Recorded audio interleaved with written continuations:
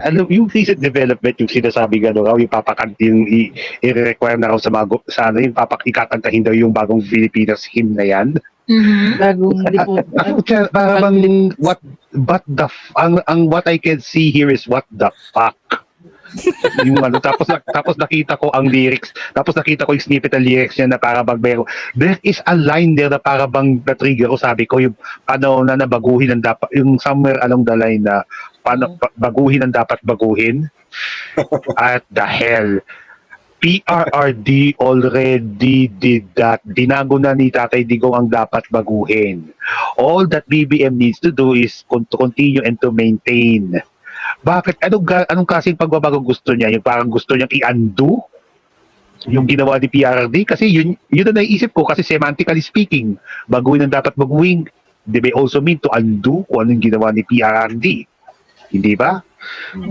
At saka, pwede rin na baguhin ang dapat baguhin, ibalik sa dati.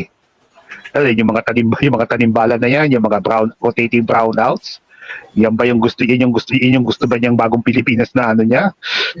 Para bang ano ba yan? Para bang he began to dwell on the superficial, on the cosmetic one. Imbis na gawin niya yung ano, yung walk the talk na ginawa niya nung kampanya. Anong ginagawa niya para bang ang ginagawa ba niya, tapos yung dadaanin pa niya sa mga concert na ganyan, para bang yung sinasabi bang bread and circuses, para bang is this the best that you can do? Para bang, oh my God. I think yes. Yan na yun. Ganun. Kuya, tapos, anong gusto mong isampal sa administration na to? Anong gusto mong sabihin? Gusto ko isampal. BBM, we can see that your brain is deeply fried. You don't deserve to lead the country for 4 more years. Okay? Kasi ikaw, yung mga decisions mo talagang, yung mga decision na para bang, anak ng toko, parang, hindi mo pinag-isipan. Para bang thoughtless, na para bang hastily done. Pagkatapos, ito talaga pinaka-livid ako dito kay BBM, yung especially sa foreign policy niya. Ngayon, nakikita ko kung may nabalita kanina na para bang, ewan ko kung ano dito, yung sa isang Pogo daw, para bang may nakitaan daw ng mga Chinese military uniform daw. Na para binabalita para bang, what the hell? Does PBBM really want to throw this country to the dogs?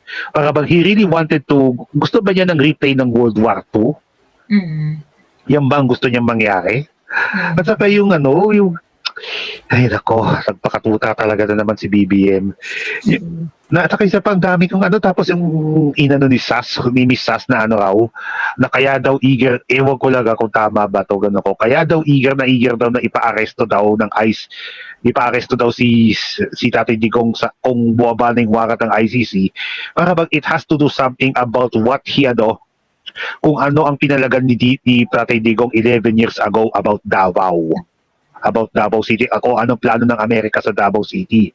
And someone sa comment section niya has pulled out yung old article from August 2012 na para bang sinabi ni Tatay Digong na hindi siya papayag na gawing staging point ng Amerika yung Davao City sa mga drone operations.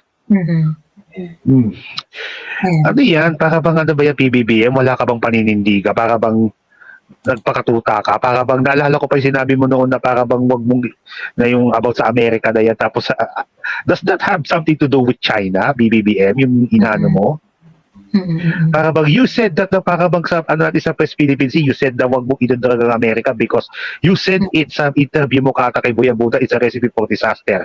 And now you are dragging us to that very disaster that you're talking about. Para bang wala na talaga sa katiduan, talagang he is really, really, really high. Bangag talaga yan. Para bang diretso na bangag ka talaga, BBM, bangag ka. Kaya I'm sorry but you are unfit to lead this country. Thank you.